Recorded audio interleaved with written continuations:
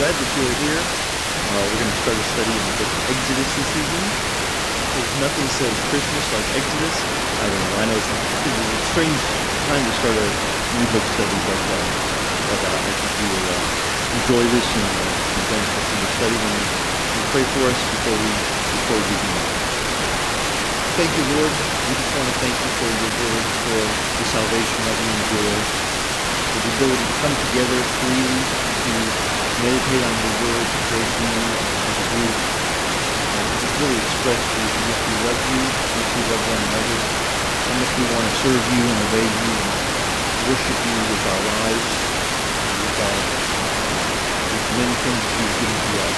We want to reciprocate your blessings back to you and toward one another and toward those who do not know you. So you will be glorified, so that your name will be praised throughout the world. Lord, we are so grateful for the truth of your word. So many in this culture, they are looking desperately, futilely for truth, and yet the scriptures that we have from you are inspired and infallible.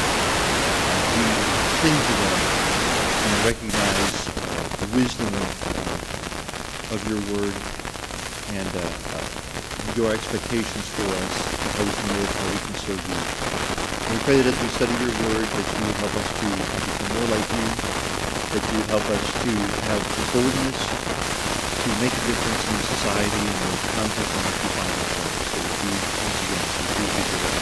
We pray this in Jesus' name. You don't hear me okay? Exodus. The Exodus, so here's a question. Is it a literal event or is it a metaphorical kind of a thing? Is the Exodus, is it a literal event or is it a metaphor that we're supposed to understand spiritually? Well, guess what? I think it's a whole lot of both. We're going to be looking at some just amazing stories about this, one of the most significant events of the Old Testament, the Exodus, and the miraculous signs and the almost hard-to-believe kind of phenomena that accompanied God bringing his people out of Egyptian bondage and bringing them to a place where he could specially choose and consecrate them for his service. But not only is it a historical event, we believe that everything that Scripture says about the Exodus is true, there's no exaggeration, there's no overstatement. God doesn't need to do that. He's great without that. Even it's hard to believe, even the parting of the Red Sea, the whole thing, no matter what you read about in the magazines, the whole thing is true. But also there is a sense in which the Exodus served and would always serve as a way of reminding God's people that they are supposed to stand out. They are supposed to be different. And it's just really significant. Maybe I was kind of drawn to Exodus because we've been studying 1 Peter, and 1 Peter is constantly looking back toward Exodus and toward to the Pentateuch and to a lot of the expectations that God had for his people in the Old Testament. We carry on those expectations in the New Testament. But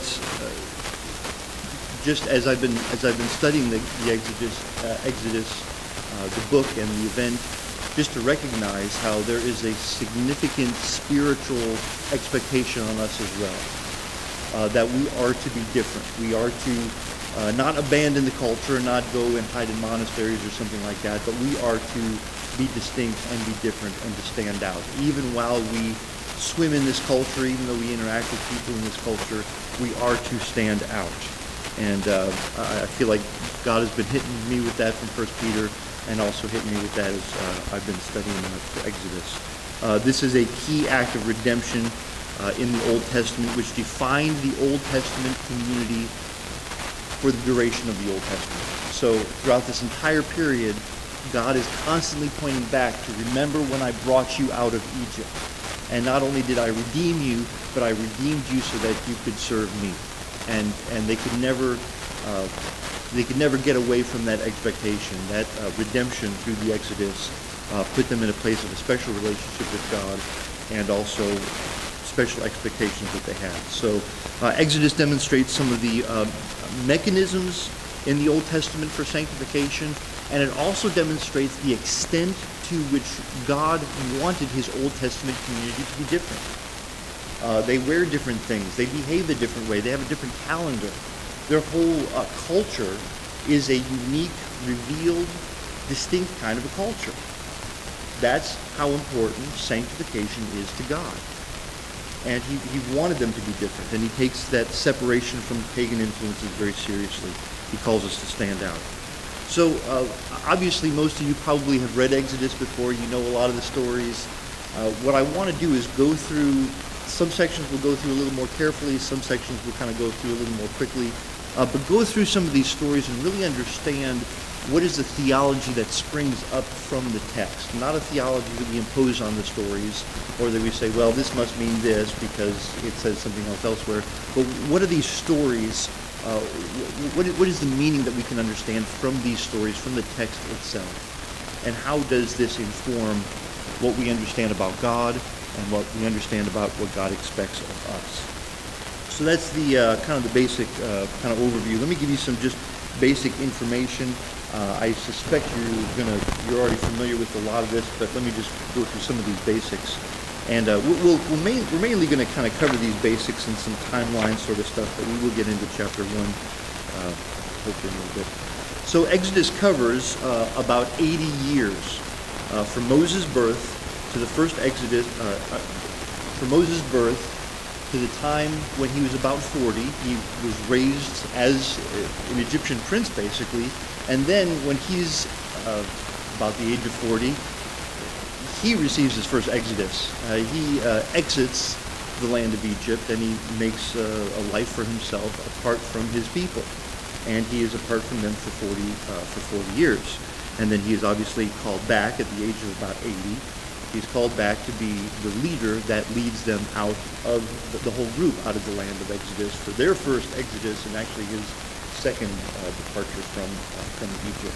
So Exodus mainly covers, and the first couple of verses obviously refer back to Joseph and Jacob, and we'll talk about that in a few minutes. But most of Exodus covers about 80 years, but most of the book of Exodus, namely chapters 3 through 40, cover the last 2 years of this time frame, when God dramatically brings his people out of Egypt, and then when they are camped out at Mount Sinai, receiving the laws, receiving the construction for the tabernacle, and for some of the implements that will go for the unique worship of God.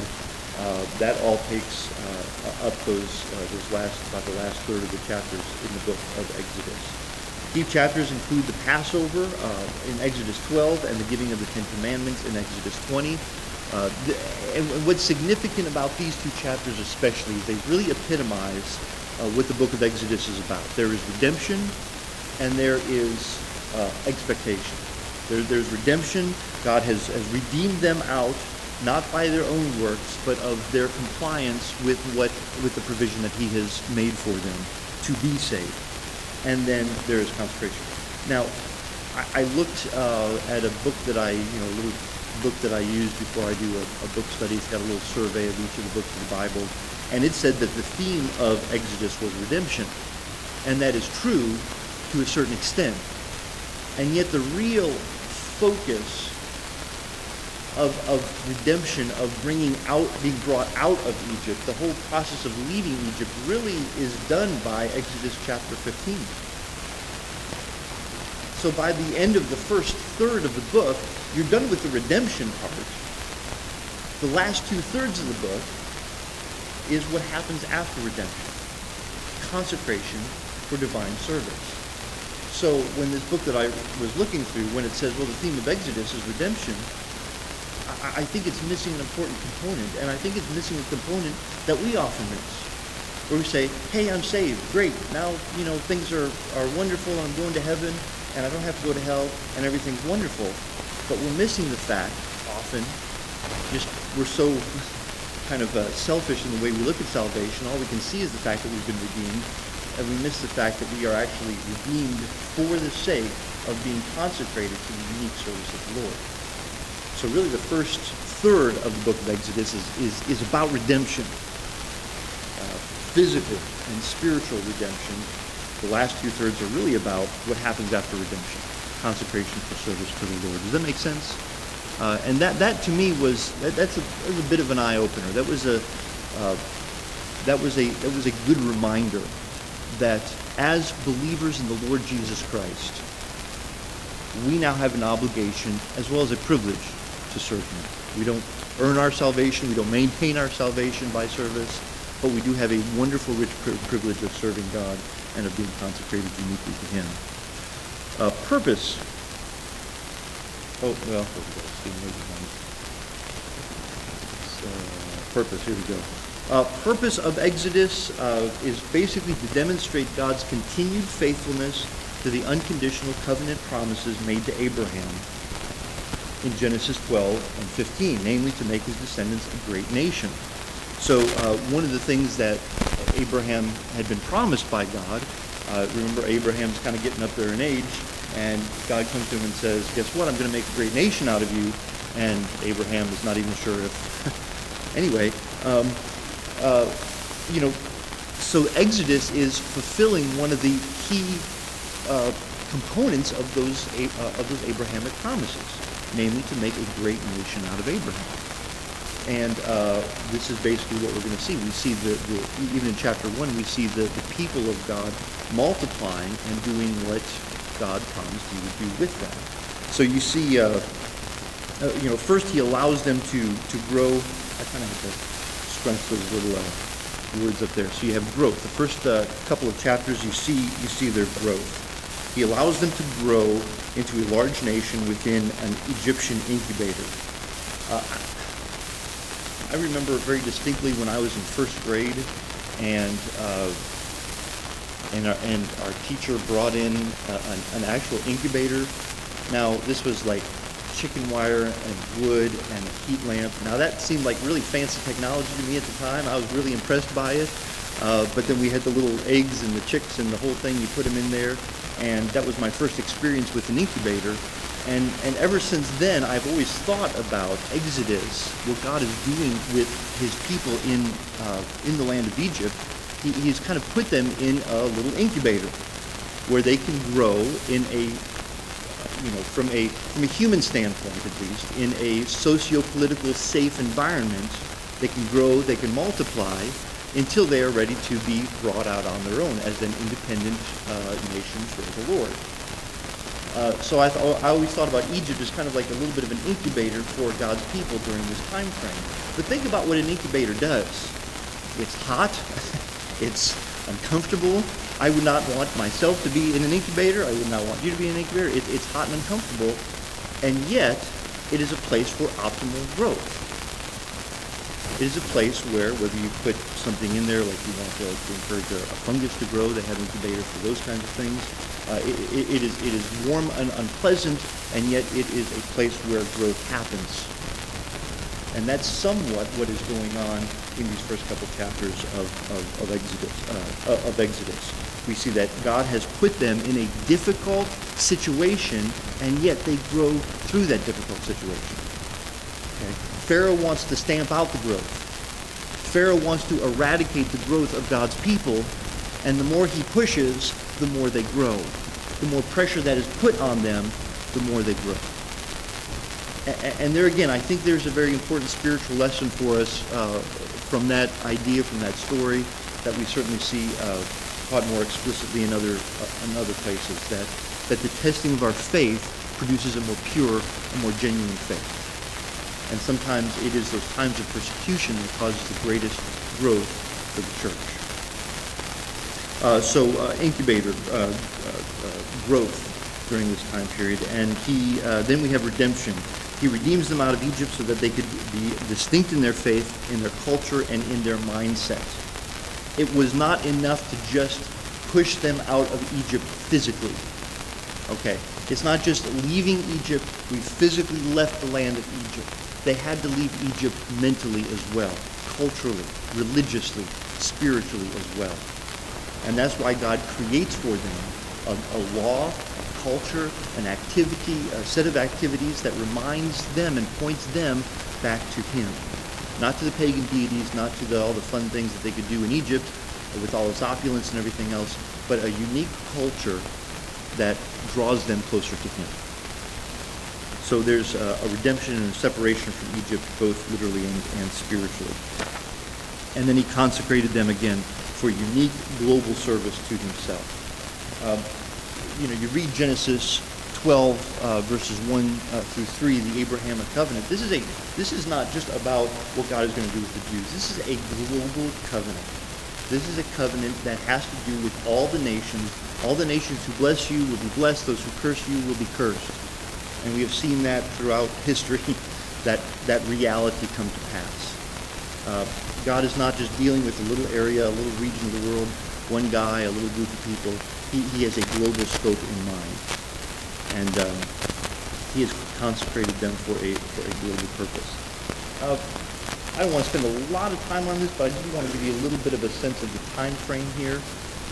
This often gets a little confusing, and I don't know if this is going to mean anything to you. I'm assuming an early date. There are two, actually, I was looking at some of these dates. There are practically no agreement as to when a certain pharaoh reigned and how long his reign was, and if he overlapped with someone else, and when all these dates were exactly. So there's a little bit of there's a little bit of wiggle room to these dates. But I am the two main views about the Exodus is that he was either in 1445 or that it was in 1290. I'm going to assume that early date because it is based on the most literal reading of some of the texts in 1 Kings chapter 6 and verse 1. It says that the temple was built 480 years after the Exodus. In fact, I think it says it was built 180 years to the day after they left Exodus. So we're going to take it literally and basically get this early time, this early chronology. But Joseph is sold, goes to Egypt around 1897. There's some other ways in which you can triangulate some of these dates, and there's some wiggle room. Jacob and his sons migrate down in around 1875. The Israelites are in Egypt for 430 years. It says that in Exodus 12 until about 1445. And then again, the temple is built 480 years later, 1 Kings 6, 1 in about 965. So these later dates, or the building of the temple, you can see, you triangulate that with some other events that were going on during that time, and then you can work backward based on that reliable time frame. But this is about the basics of the time frame that we're dealing with here. Now, let me give you just a quick outline of the book of Exodus. I may adjust this as I go, but this is basically what I see at this point. Chapter 1 through 5 is about their oppression. And what is, I'm getting ahead of myself a little bit, but it's just really fascinating. You read about the oppression of the Israelites in chapter 1, and then throughout the chapter itself, in chapter 1 it gets worse and worse and worse. And then you have Moses, and he's born in chapter 2, and then he encounters God in chapters 3 and 4, and then you're like, oh, this is great. Moses is going to come and deliver his people out of Egypt. That's what you expect to see in Exodus chapter 5. In Exodus chapter 5, you come to find out that their oppression just gets worse and worse and worse.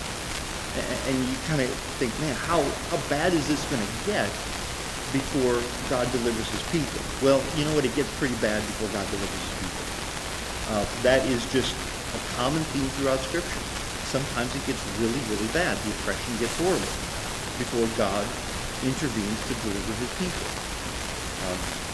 Some of his people suffer to death, and yet they have the promise of eternal life that transcends whatever circumstances we go through in this life. But chapter 1 and chapter 5 especially deal with the oppression of the Israelites by the Egyptians. Chapter 6 through 17, the basics of the redemption and the first provision after they have been brought into the wilderness, away from Egypt.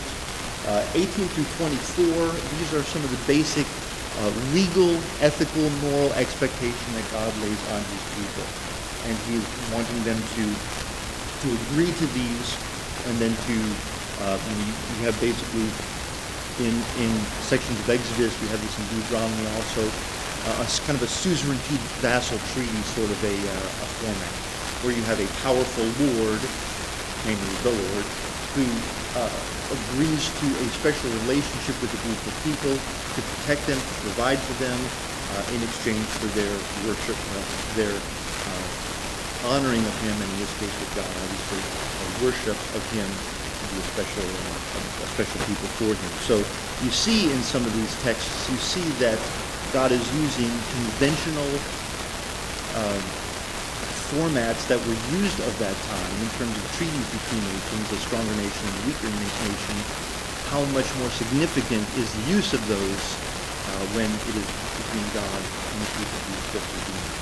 So you have these expectations, including the Ten Commandments, including some of the moral codes that were initially given to the Israelites. Organization, you have a tremendous amount of detail about the construction of the priestly garb, about the creation of the tabernacle, and some of the things that go in the tabernacle. And these, I'll be really full disclosure here, this is not the most inspiring reading. It's not, let's keep reading about the construction of the tabernacle. What again, it does demonstrate is the extent to which God wanted to go to sanctify, to consecrate his people. And if you can kind of work through those chapters and keep that in mind, it gives you a great appreciation for God's own holiness and the expectation that he has for us to reflect his holiness as well. And then you actually have the organization of that, and then 32 through 40, you have some things that are being built, some things that are being constructed based on the organization that has been already discussed. What are some of the things in chapters 32 through 40 that are being constructed?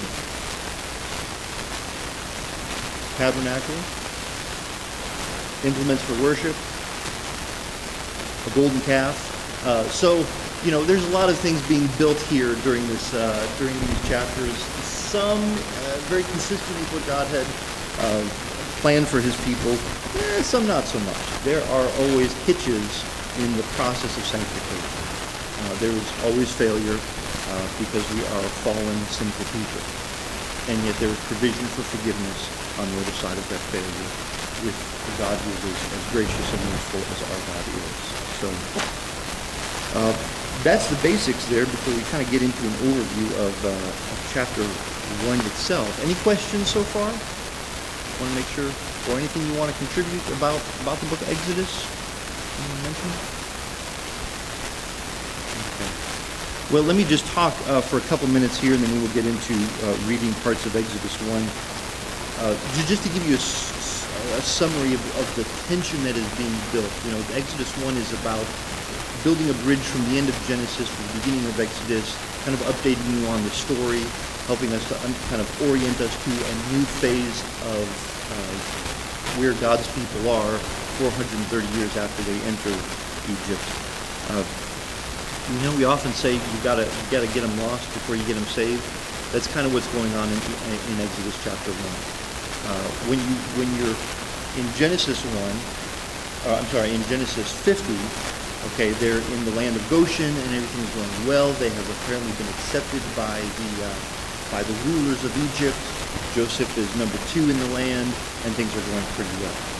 And then between that and several hundred years later, you have a completely different kind of a situation which gradually erodes the relationship between God's people and the culture that they are in, to the point where they go from a position of great influence and probably great affluence to a position where they are subservient to the pagan culture. And there again, I think there's a lesson there too. God allows them to endure oppression, slavery, tremendous difficulty, so that he could then redeem them from out of that.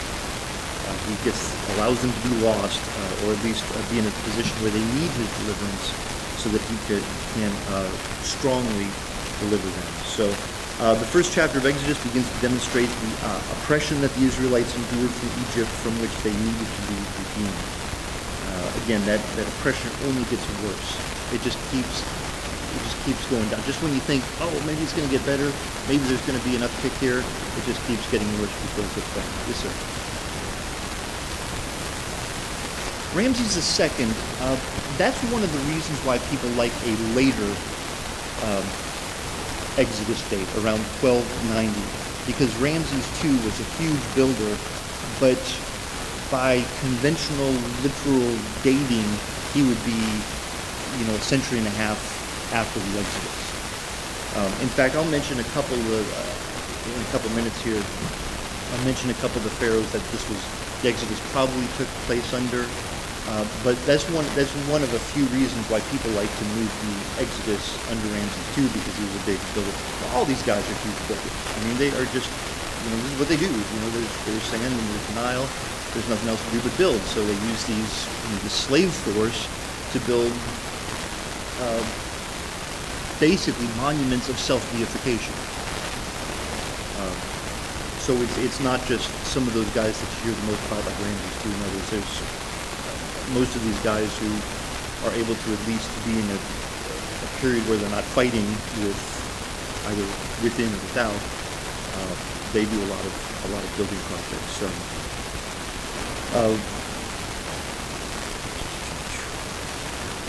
So again, Exodus 1 it shows how the relationship between God's people and the culture around them can deteriorate. Sometimes. And obviously, Exodus 1 is going to show us some key moments. You get a new ruler in, and this becomes a big problem for the relationship between God's people and pagan culture. But this didn't just happen instantly. All of a sudden, you go from a place of influence to a place of servitude. This is something that apparently happened over the process of many years. In fact, you can even look, and he says in verse 10, the new Pharaoh says, "Come, let us deal wisely with them." So you get the sense that he didn't just spring this on them and says, "Okay, now you're a bunch of slaves," and in that kind of a circumstance, they probably could have risen up and overthrown him, as often happened in those kind of situations. It was probably a very gradual thing with little spurts along the way, given some different leadership teams. So,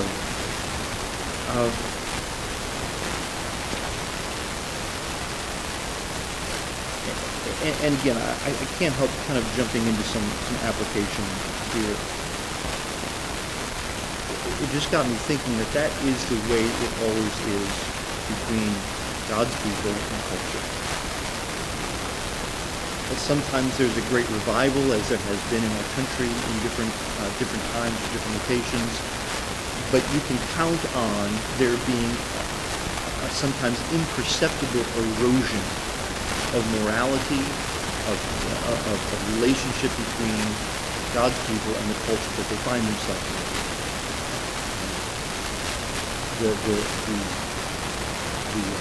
The relationship becomes increasingly strained, increasingly distant, and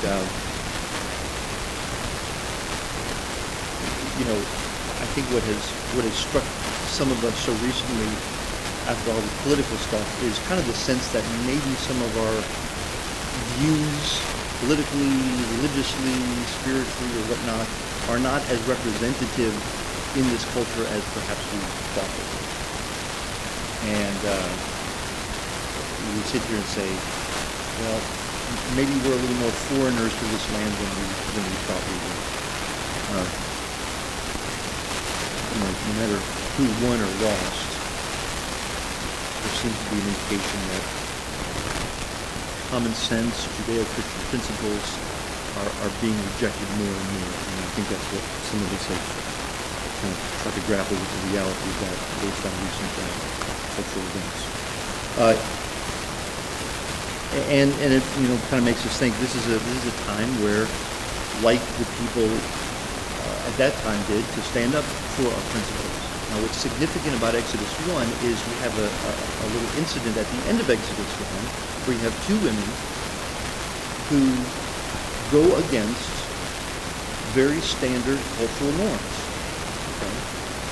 You don't want the babies, you throw out the babies. You drown the babies, you kill the babies. That was not, frankly, a big deal in that culture. It was a big deal to God's people.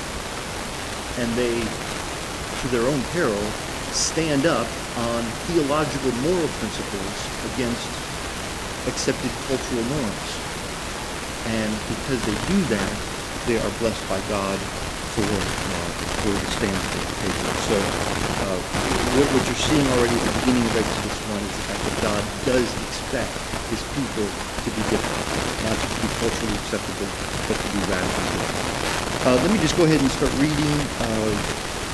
Maybe let me read down to verse 7 of Exodus chapter 1, and then we'll just kind of talk about how this first part of Exodus 1 gives us some key background to the story here. Exodus chapter 1, verses 1 through 7.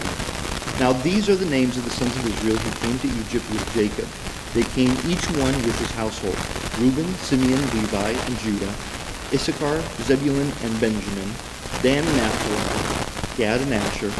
All the persons who came from the loins of Jacob were 70 in number, but Joseph was already in Egypt. Joseph died, and all his brothers, and all that generation.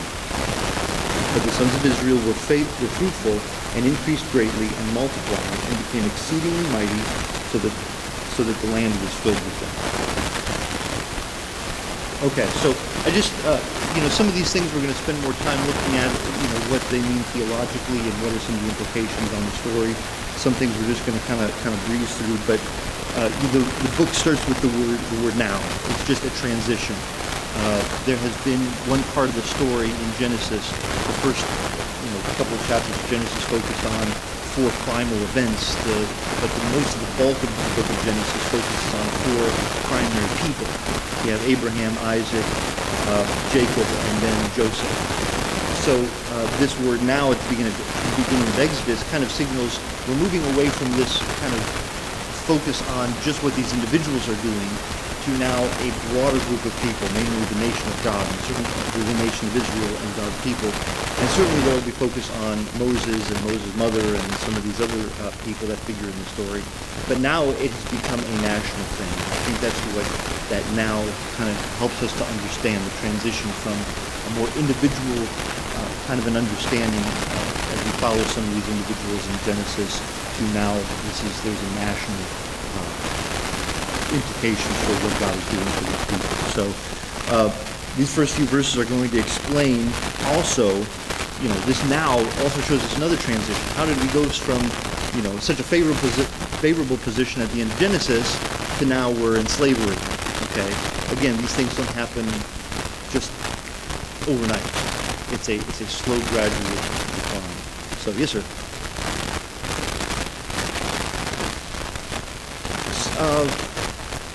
I don't know. Any other questions I can answer? That was good. No, yes, it was all one work. I think, though, the whole thing is supposed to hang together, certainly, but I think in terms of significant demarcations between the 5 books, I don't know. That's a good point. I'm not sure about that. Certainly, what's going on here is that the author is trying to help us to see there's a significant change between the end of Genesis, beginning of Exodus. So good question. Now we have this list of, we have the fact that they're down in they came down with Jacob. They're in Egypt, and then we have, interestingly enough, we have this listing of the 11 brothers of Joseph. Joseph is going to be mentioned in verse 5. Now, these,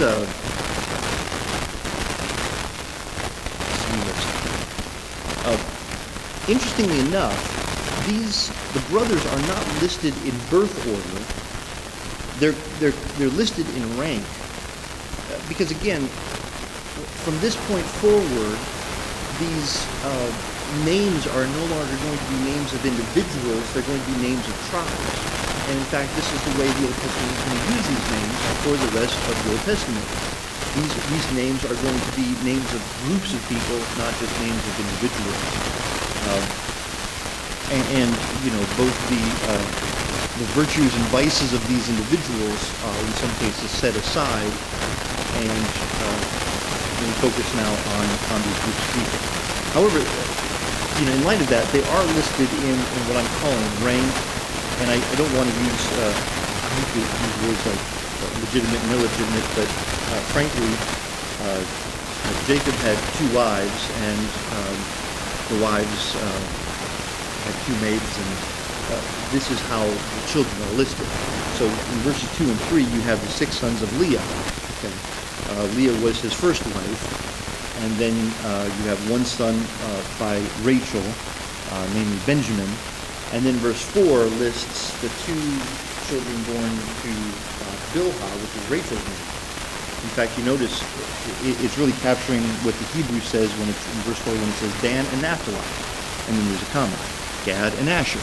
Okay, so Dan and Naphtali are the 2 sons by Bilhah, and then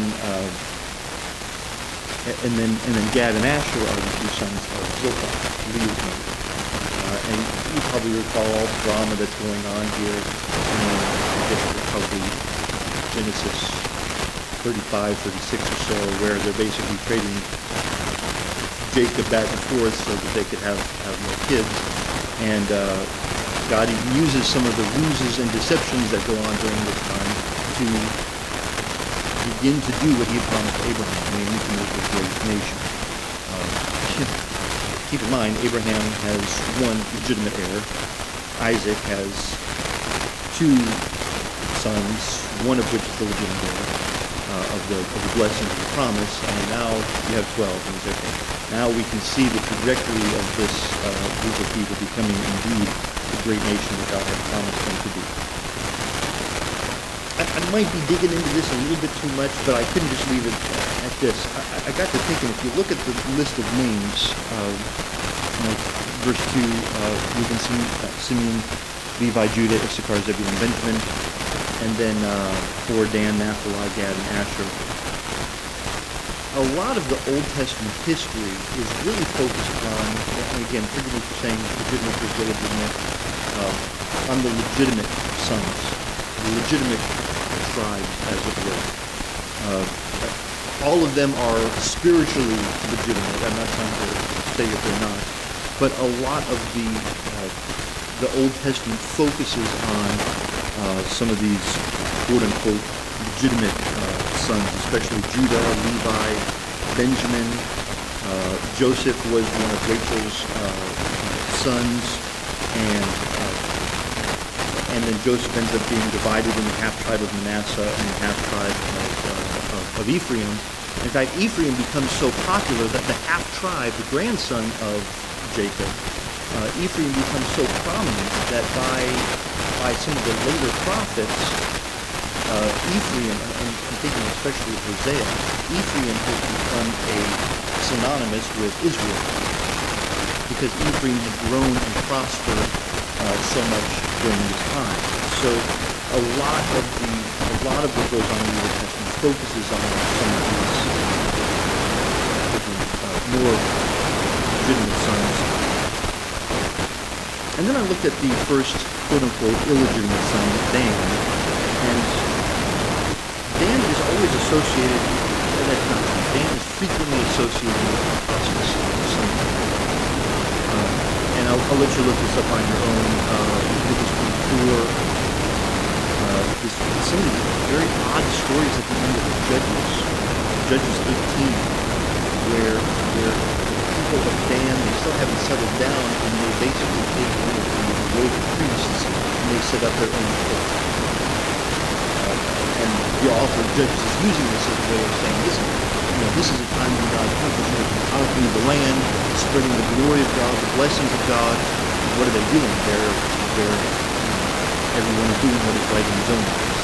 They're setting up a number of cults that are happening in local communities. Then you get into 1 Kings 12, when the southern tribe of Judah split from the northern tribe of Israel, split from the southern tribe of Judah. You find that they are setting up shrines, and one of the places in which they set up the shrines is in Dan. So Dan ends up becoming one of the places where, and you can also refer to Amos chapter 8, verse 14, Dan is one of the places where there seems to be maybe the prophecy of Jacob back in Genesis 49, verse 17 is a bit of a Dan shall be a serpent in the way, a horned snake in the path. that bites the horse's heels so that his rider falls. Anyway, nonetheless, all the 12 tribes of Jacob end up in Egypt, and they are there for centuries, growing and multiplying the mighty nation that God wanted them to be. So, verse 5 said that Jacob had about 70 people in his clan that came down with him. This may or may not include the 4 or 5 people of Joseph's family. We have several instances where it says that there were 70 people that came down in Acts 7:14, I think it is. It says there were 75. It's a big deal. There's not some big discrepancy there. I think that's just a different way of looking at some of these. Verses 6 through 8, Joseph dies. You see some transition here. It's verse 6. You see a Hebrew transition from the Hebrew patriarchs. Joseph dies, all his brothers from that generation. Then in verse 7, you see Hebrew expansion. But the sons of Israel were fruitful and increased greatly and multiplied and became exceedingly mighty, so that the land was filled with them. And then in verse 8, you see a transition of Egyptian leadership. Now a new king arose over Egypt who did not know Joseph. So verse 7 especially demonstrates how they are fulfilling, and maybe you don't see this quite as well as English readers, but as a Hebrew reader, you would read this verse and you would have thought of another Old Testament verse. You would have thought of a verse in Genesis, maybe Genesis chapter 1, verses 21 and 22, where it talks about they'll fill the earth, subdue it, and spread out on the earth. And that's exactly what they're doing. You might have also thought about Genesis chapter 9, verses 1 and verse 7, the Noahic covenant, where once again he says, okay, multiply, spread out, fill the earth. And the implication is fill the earth with faithfulness to God, with worship of God, with glorification of God. And that's what they were commanded to do, and as it turns out, that's what they end up doing here in Exodus 1, verse 7. They multiplied, they became exceedingly mighty, the land is filled. And it's really significant how they're doing this, even though they're under duress, even though they're under oppression. They are still fulfilling the ideal that God had set before them. They're still fulfilling the mandate to grow and to thrive and to multiply, even in difficulty. Now, this word multiply, I believe it's the word delay. It's interesting because it is used several times here in Exodus chapter 1. Exodus chapter 1, verse 7, verse 10, verse 12, and verse 20. They all talk about the people of God are multiplying. And then you don't see this use of this word for a little while, and then the word pops up again.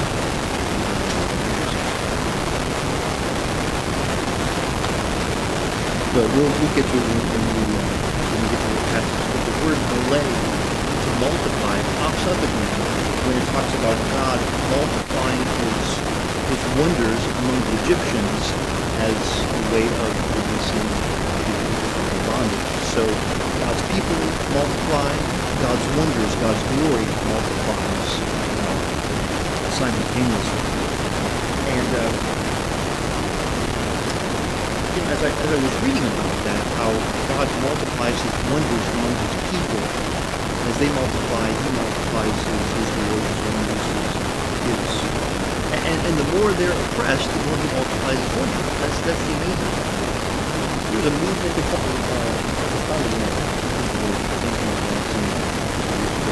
don't know if Henry Blackaby, he's one of these guys who kind of did his own translation. He wrote this book called Experiencing God, and there's this whole movement, and I forgot this until I saw this book. He even made a musical out of it. Experiencing God, musical. I'm waiting for the movie to come out myself, but and they have actually a picture of Moses, kind of Moses experiencing God.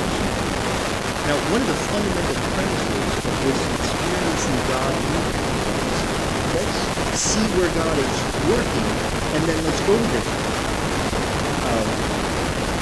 he working in China? Is he working in this part of the world? Where is he working? What is he doing? Let's see more about his working, and let's go there. We'll send research there to see people.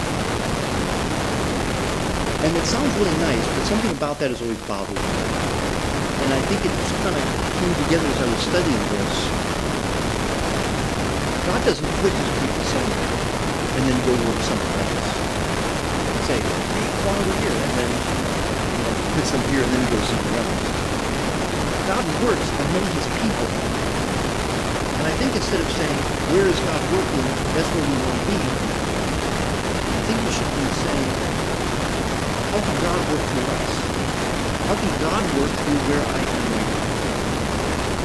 In difficult times, in Egyptian bondage, that's where God works, where his people. God works with his people. As long as they are yielded to what he wants to do in their midst. This just there's another guy, I think I've mentioned Tom McKinnon before, one of these evangelist, charismatic kind of guys, and he has this whole movement called God Chasers. Okay. We're kind of portraying this whimsical, freewheeling God that's just going to run all over the place, and we got to find him and pin him down and chase him and figure out what he's trying to do. We've got to be clear what he's trying to do. He's trying to work through us with the sting so we can make it. I think that's what we should be concerned about rather than chasing down our way. I hope that makes sense to you. That was kind of helpful to understand that. Saying, well, what am I doing to either encourage God to use me and to work through me, or to how am I a roadblock to what God wants to do in this church, in this community, in my family, in my life? And the question here isn't let's find God Jason. The question is how yielded am I to what the Lord is doing, wants to do through me. That's a little sermon right there. In verse 8, God's people are suddenly thrust into a situation of being unwelcome and unwanted on account of our dynastic. So now a new king arose over Egypt who did not need Joseph.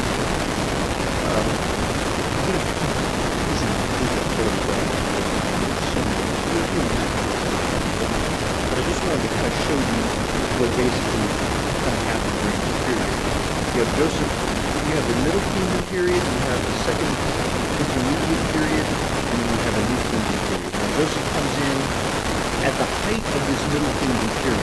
Even though there's a famine, there's still a lot of great things going on in Egypt, which is, again, why Joseph brings his family down to Egypt. So he comes in the kind of at the height of the glory of the Middle Kingdom period. Jacob's family migrates down during this time. And then you have this period. Have you heard about the Hyksos? Have you heard about the Hyksos?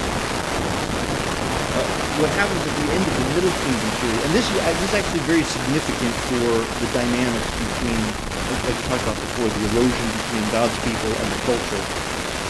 What you have during the Second Intermediate period, from 1650 to 1550, the end of the Middle Kingdom, namely the 23rd or 17th dynasty, was so incompetent, they basically lost all control of everything. And you have these foreigners come in and take over Egypt. They're called Hyksos. They're seen as they're called Asiatic, which only means anything east of Egypt, basically. But probably people of Semitic origin, again not Jewish, but of Semitic origin. They come in and they basically rule Egypt for 100 years. And this is the Second Intermediate period, where it is being ruled by non-Egyptians.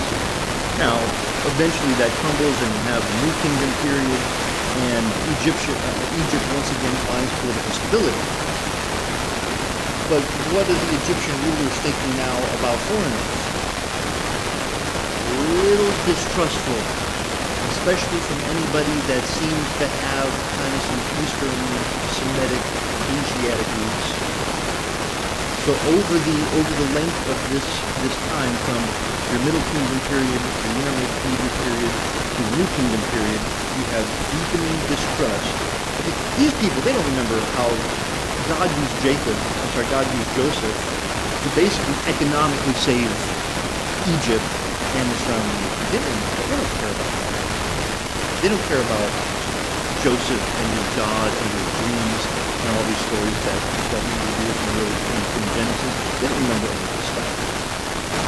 All they see is this growing people, this growing group of people who are sure like, that last group of people that tried to take over, and they are afraid of going through this period of political instability again, and therefore, during this time, you find a lot of anti-foreign sentiment, and basically, what you see going on in the text of Exodus 1 is very consistent with the history that we know extra-canonically about what's going on there.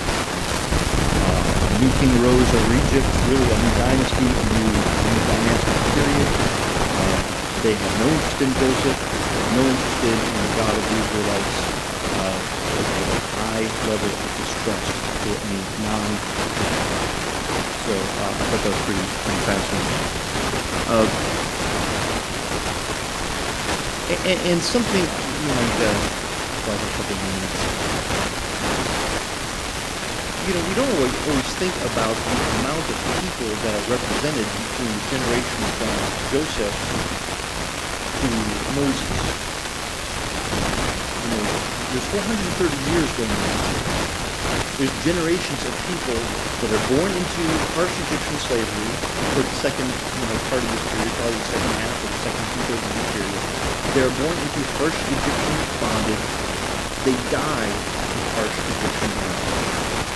And all the time they're hearing about these great stories about Abraham, Isaac, and Jacob, and the God who dealt with Abraham, Isaac, and Jacob.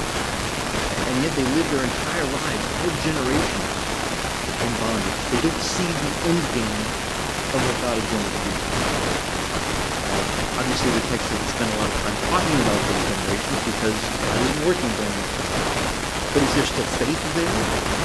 Is there still a need for endurance? Is there still a need to not just be faithful when God works dramatically in our midst, but also to be faithful when we have to endure the monotony and the drudgery and the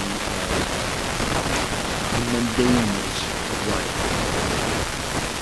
So during this entire time, there are still people who are faithful to God, who are enduring our lives and are still waiting for, apparently still waiting for him to deliver them.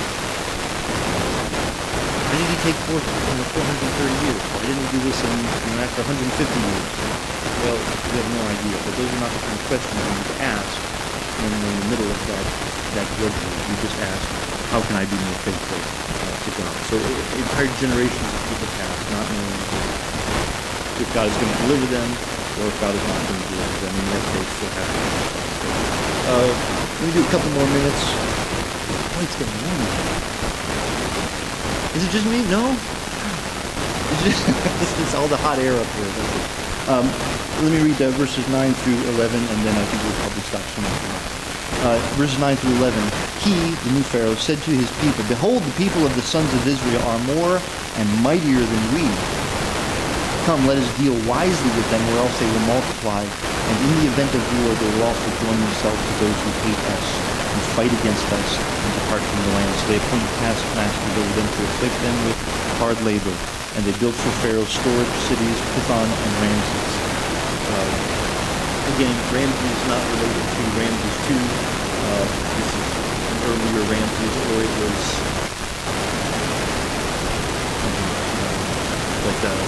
But there's another reason why some people think that this is why people want to give it a later date rather than so you have this secular ruler, and something that's very significant is happening here. He notices these people and says, the people of Israel are more and are mightier than we are. A secular ruler appreciates the threat that God's people generate, that God's people produce. They are multiplying, their influence is multiplying, and this pagan ruler, he's got the army at his disposal, he's got chariots, he's got horses, he's got the whole ruler, everything that an ancient people would want. He has all these things, and they're threatened by these by his people. And again, you see increasing tension between God's people and the culture they are living in. And, sometimes our culture feels threatened by God's people, but not for the right reasons. Sometimes it doesn't feel threatening enough by us as it should. We're not making an impact on our culture that we should. And I don't mean threaten like we're going to do something horrible in that, but recognizing that we have a powerful influence as God's people, recognizing that we have truth on our side, recognizing that we have a different standard of morality based on which God is going to judge. It is His word, His truth, and yet culture doesn't always feel as threatened by that as it should yet. Pagan rulers threatened by God's people. The Pharaoh works intentionally and wisely to suppress their rights and influence. Now, the word in the Hebrew for wisely is just a typical word and wise is the same word that is used in a positive way in Proverbs, the wisdom of God. The Greek translation of the Old Testament uses the word sophizomai. Use the word sophizo means wise, but this is kata-sophizomai. It's like a down-wise. It is a condescending. It is a harmful wisdom, shrewdness. It means to take advantage of by deception or by trickery. Now, when Luke is describing this in Acts, or I guess this is Stephen in Acts chapter 7, verse 19, it is referring back to this very verse. And he said, and Acts 7:19 says, it was he, meaning the Pharaoh, who took shrewd advantage of our race and mistreated our fathers so that they would expose their infants and they would not survive. Okay, so I think maybe when the text simply says that he was, let us be wise, the text is being ironic there, meaning let's be shrewd, deceptive, and do whatever we can to undermine the growing threat of these multiplying people. So what do? They establish a system to oppress God's people and to use those efforts of oppression in verse 11 to build for their own purposes. They oppress, they suppress, they are basically now going to institutionalize this new phase of their relationship with the Israelites. They're going to take the distrust that they feel, and they're going to do so. Again, someone living during this time and probably hearing stories about Abraham's covenant and the nations that bless you will be blessed, the nations that curse you will be cursed. Probably sitting there thinking, this isn't the way it's supposed to be. This is the kind of relationship that God's people are to have with those around them. We are oppressed. We are supposed to be blessing those who bless us, cursing those who curse us. Something is very, very wrong with this situation. Not just from the standpoint of slavery, but from the spiritual standpoint as well. And early on in the Exodus, we're reminded that sometimes God's people are in a really bad situation. We've got to deliver us so that we can be what God has called us to be. Instead of so we'll leave it at that. We'll pick up next week in verse 12, Exodus chapter 1. We will not go verse by verse through Exodus, so we have to know, but we certainly want to spend a little bit of time on the first couple of chapters, really appreciating kind of the drama of what God is doing with His people and what are some of the theological implications for that. I really wanted to get to the end of chapter 1. But I'll just kind of give you a little bit of a teaser for next week. I wrote down a couple of principles that I kind of discerned from Exodus 1 about Israel. Very sobering principles, things that the Pharaoh does. Again, we're just so used to the story, we don't think about it. Why does Pharaoh do some of the things that he does? Well, it's because of the biblical theology of evil. And reading or thinking through some of those things made me feel very naive. I don't think about how evil really is. And I just want to give us a really good picture of how important it is to be separate from